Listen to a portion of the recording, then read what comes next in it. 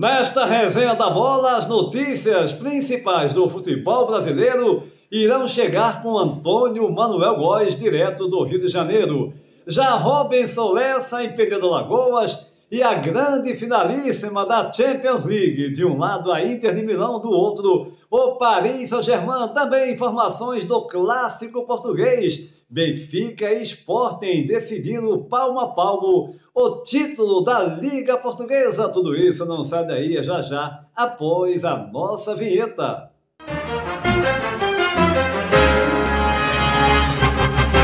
Sejam muito bem-vindos a mais uma edição da nossa Resenha da Bola, nesta sexta-feira, dia 9 de maio de 2025. Daqui a pouquinho, fiquem ligados, tem informações do clássico derby aqui em Portugal pela Liga Portuguesa. Benfica e Sporting no Estádio da Luz, mando de campo do Benfica, as duas equipes brigando palmo a palmo pela conquista do campeonato português. Tem também Robinson Lessa abordando a grande finalíssima da Champions League, de um lado o Paris Saint-Germain, do outro a Inter de Milão, mas agora quem chega é Antônio Manuel Góes, direto do Rio de Janeiro, destacando fatos importantes nesta semana no futebol brasileiro. Um abraço, Antônio Manuel. Olá! Priorizamos alguns temas da semana no futebol brasileiro. Na Libertadores, a resiliente regularidade do Palmeiras, na perspectiva de fechar a etapa de grupos em 100%, com possíveis 18 pontos conquistados, além de se manter no topo da tabela em 7 rodadas do Brasileirão, prova incontestável do já longevo trabalho de Abel Ferreira à frente de um elenco sempre renovado nos últimos 5 anos, inclusive por revelações da base, por sinal negociadas em elevadas cifras com gigantes do futebol europeu, a despeito da crítica, por vezes contundente, ao pragmatismo do treinador português, cogitado, é bom que se diga, entre os nomes para comandar a claudicante seleção brasileira. E por falar em seleção, há pouco mais de 10 dias para a próxima convocação com vista aos jogos contra Equador e Paraguai, pelas eliminatórias da Copa do Mundo, a CBF sempre abraços com denúncias de falcatruas de toda a ordem, não consegue defender seu treinador, ainda vislumbrando a miragem de Carlo Ancelotti do Real Madrid, embora o badalado italiano tenha no colete irrecusável proposta 6 vezes mais vantajosa do Al Hilal da Arábia Saudita, que acaba de dispensar Jorge Jesus, após o festejado ex-treinador do Flamengo cumprir um contrato com recorrentes troféus. Por sinal, Jorge Jesus, até bem pouco, figurava como unanimidade de plano B da entidade brasileira, até ser solenemente vetado, imaginem, por Neymar Júnior, isso mesmo. Essa figura controversa e deletéria, que no momento se apropria dos parcos recursos dos Santos, às voltas como de praxe, com lesões incuráveis e baladas em companhia de seus parças na mansão de Mangaratiba, litoral sul do Rio de Janeiro.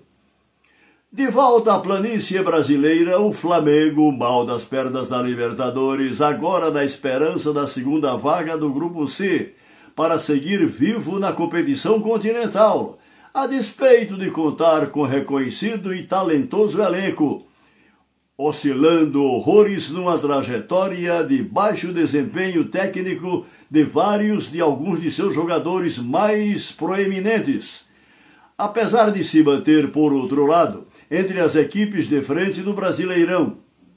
Importante frisar que, além do meio-campista Jorginho em fim de contrato no inglês Arsenal, o Flamengo já costura 3 outras contratações, na expectativa de perder o lateral Wesley, segundo se especula, na mira do Manchester City de Pepe Guardiola.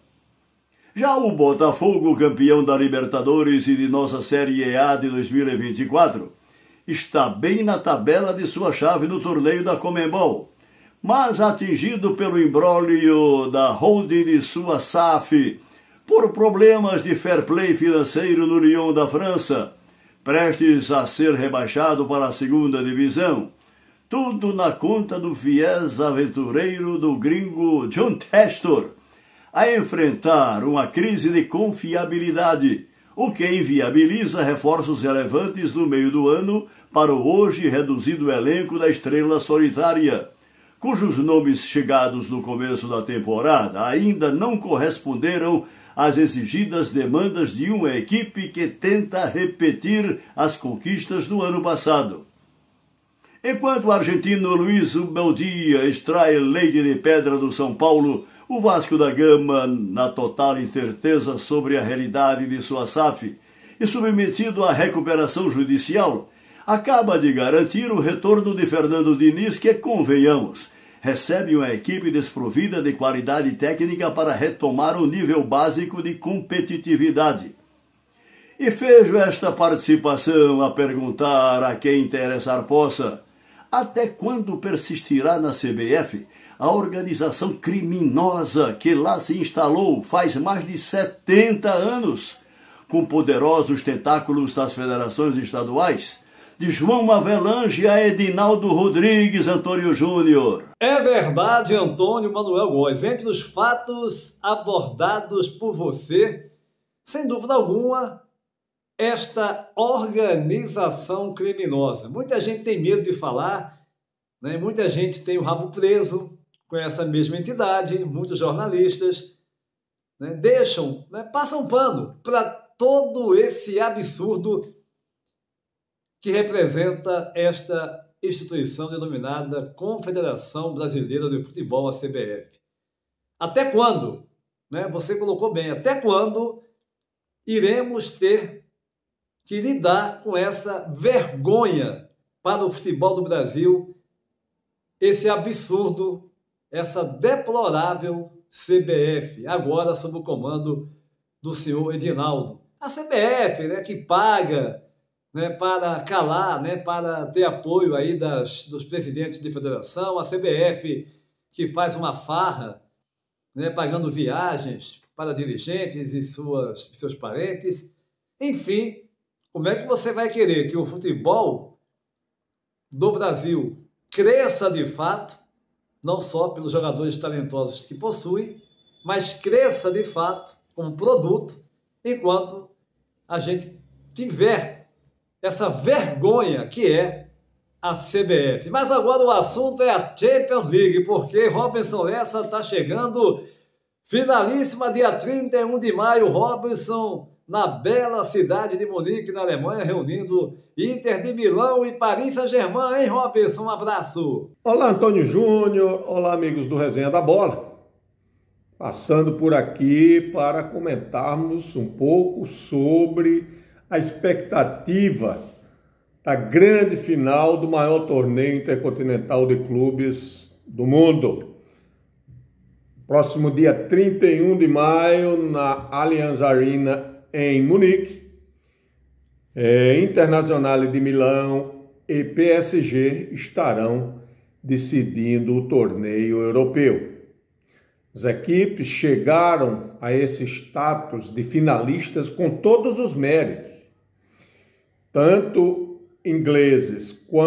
tantos franceses quanto os italianos foram merecedores. Chegaram à final não foi à toa. O time do PSG, após deixar de lado os medalhões, as estrelas, aqueles galácticos, né? Messi, Mbappé, Neymar, contratou o técnico Luiz Henrique e vai em busca do título. Segunda tentativa, na final que aconteceu aí em Portugal, no auge da pandemia, no Estádio da Luz, o PSG foi derrotado pelo Bayern de Munique por 1-0 e agora vai, diante da forte Inter de Milão, buscar o sonhado título continental, né? Uma parada difícil porque vai enfrentar um adversário dos mais qualificados que já conquistou esse torneio em 3 oportunidades. A Inter fez 2 semifinais espetaculares, sem sombra de dúvida, no nosso modo de entender. As 2 melhores partidas semifinais da última década, não tenho a menor dúvida, realmente.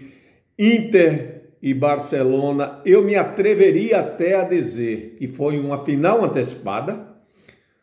Tamanha qualidade técnica, tamanha quantidade de emoções, tamanho quantitativo de gols, enfim. Como disse o fantástico, genial Pepe Guardiola, jogos como esse, ou como esses, servem para os estádios permanecerem lotados, porque realmente foram espetáculos da mais alta qualidade técnica, em todos os aspectos, tá? Então, poderia eu me atrever, repito, a dizer que foi uma final antecipada. Isso quer dizer que o PSG não tem chances de ser campeão? Não, de forma alguma. Cada jogo é uma história, ainda mais um confronto isolado, uma única partida.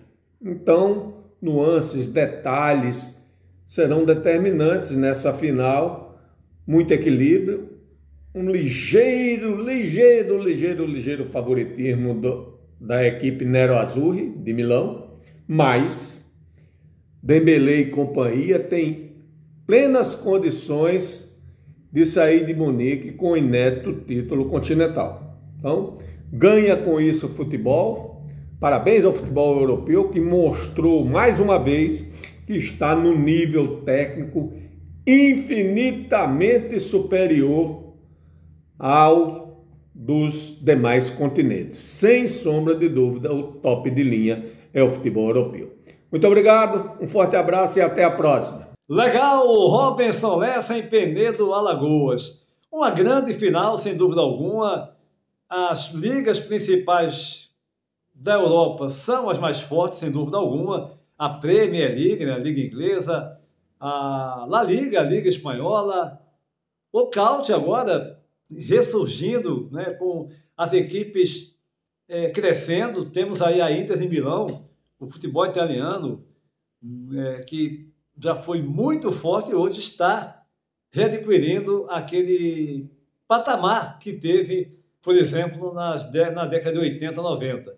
E a Inter de Milão é uma prova dessa realidade, e como também o Paris Saint-Germain chegando à segunda final, um time renovado, sem aquelas estrelas, mas um conjunto muito bom, Dembélé numa ótima fase, enfim, essa decisão promete. Para mim está ali, ó, 50-50, você, Robinson e Antônio Manuel dão uma pequena vantagem para a Inter de Milão, mas enfim, são 2 escolas distintas, porém com a classificação para lá de justa para essa grande final que promete muito, e você disse tudo.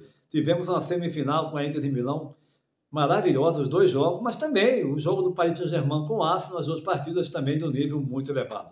Esta edição da nossa Resenha da Bola vai ficando por aqui, convidando você para se inscrever no nosso canal, deixar o seu like e compartilhar os nossos vídeos em suas redes sociais. A todos um abraço e até a próxima!